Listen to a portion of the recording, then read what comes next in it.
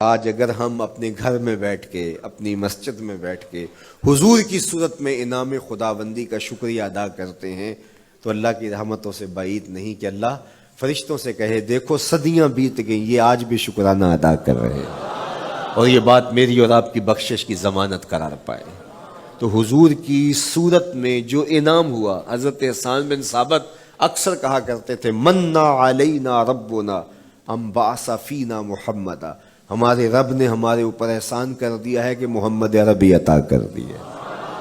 ساری زندگی سجدے میں سر رکھ کے شکر ادا کرتے رہیں، حق کے شکر پھر بھی ادا نہ ہو۔ ساری زندگی ان کے گیت گائیں۔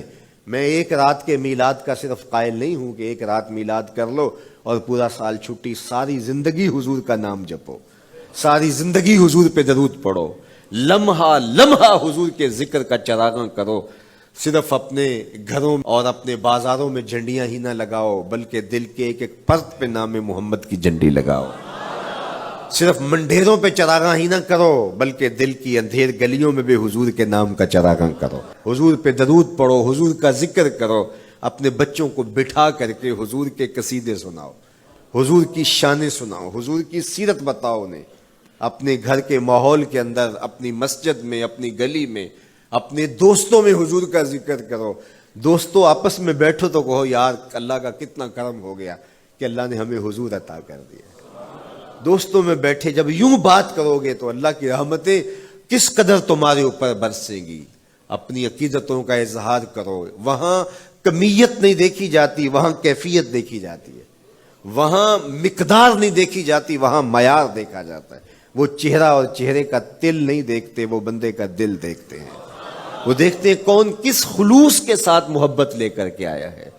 یار چہرہ تو چمکدار تھا، اسی لیے ابو لہب کہتے ہیں نا شعلے کی طرح چمکتا ہوا، لیکن جہنم کا ایندھن بنا، اور کالے رنگ والا، ہونٹ موٹے ہیں، لیکن کعبے کی چھت میں کھڑا اذان دے رہا ہے۔ تو عقیدتوں کے رنگ اور محبتوں کے رنگ حضور علیہ السلام کے ساتھ جب کوئی پیش کرتا ہے تو رائے گانے جاتے۔ یہ وفاداروں کا در ہے، یہاں بے وفائی کا تصور ہی نہیں ہے۔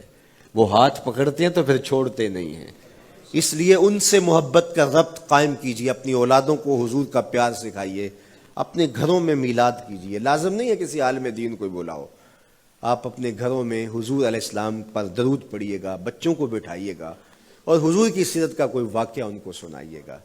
صحابہ اپنے بچوں کو بٹھا کر کے حضور کی سیرت بتایا کرتے تھے، حضور کا نقشہ بتایا کرتے تھے، حضور کے شمائل ذکر کیا کرتے تھے، اور کوئی صحابی ملتا تو تابعین جمع ہو جایا کرتے تھے اور اسے پوچھتے تھے اچھا بتاؤ حضور کی صورت کیسی تھی، زلفیں کیسی تھی۔ یہی میلاد ہے نا، میلاد میں حضور کے فضائل کا ذکر ہوتا ہے، شمائل کا ذکر ہوتا ہے، خصائل کا ذکر ہوتا ہے۔ اور موسم حج کا ہے، ایک اونچے ٹیلے پہ حضرت سیدنا ابو طفیل چڑھ گئے، یہ آخری صحابی ہیں، اس کے بعد کوئی صحابی نہیں، حضور کے وصال کے 100 سال بعد تک زندہ رہے۔ تو کہا لوگو آؤ اس وقت روئے زمیں پہ میرے علاوہ کوئی نہیں جس نے حضور کو دیکھا ہو، آؤ مجھ سے حضور کی باتیں سنو۔ لوگ جمع ہو گئے اور کہا صف لنا رسول اللہ، تم نے حضور کو دیکھا ہے تو بتاؤ حضور کیسے تھے۔ تو حضرت ابو طفیل نے 3 لفظوں میں میرے حضور کا حلیہ بیان کیا، یاد کر لو۔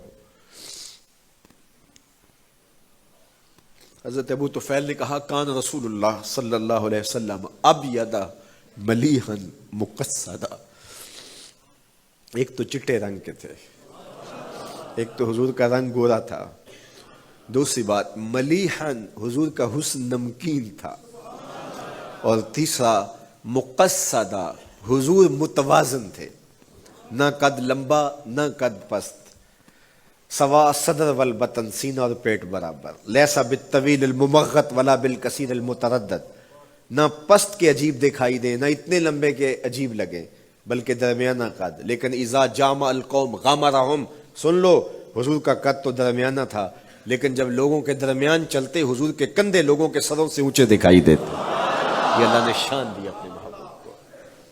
مکھ چند بدر شاہ شانی، متھے چمک دی لاٹ، کالی زلف تے اکھ مستانی۔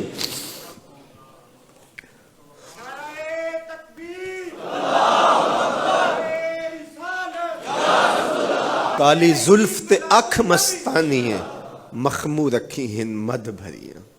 حضور علیہ السلام کی جب آمد ہوئی، رحمت عالم صلی اللہ علیہ وسلم کو جب انہوں نے دیکھا نا تو اچانک وداع کے پہاڑوں کی اوٹ سے حضور دکھائی دیے۔ تو سیاہ پہاڑ ہیں، تو ان سے جب حضور کا چمکتا ہوا چہرہ دکھا نا تو بے ساختہ انہوں نے کہا طلع البدر علینا، وہ دیکھو چاند چڑھ گیا ہے، طلع البدر علینا، وہ دیکھو چاند چڑھ گیا۔ مورخ اسلام حفیظ جالندری نقشہ کھینچتے ہیں، جنوبی سمت سے اٹھا ایک نوری غبار آخر، جنوبی سمت سے اٹھا ایک نوری غبار آخر، سواد شہر میں داخل ہوا ناکا سوار آخر، زباں پر اشرق البدر علینا کی صدائیں تھیں، دلوں میں ما دعا للہ دائی کی دعائیں تھیں، نبوت کی سواری جس طرف سے ہو کے جاتی تھی، درود و نعت کے نغمات کی آواز آتی تھی، کہیں معصوم ننھی بچیاں تھیں دف بجاتی تھی، رسول پاک کی جانب اشارے کر کے گاتی تھی، اور کہتی کیا تھی؟ ہم ہیں بچیاں نجار کے عالی گھرانے کی، خوشی ہے آمنہ کے لال کے تشریف لانے۔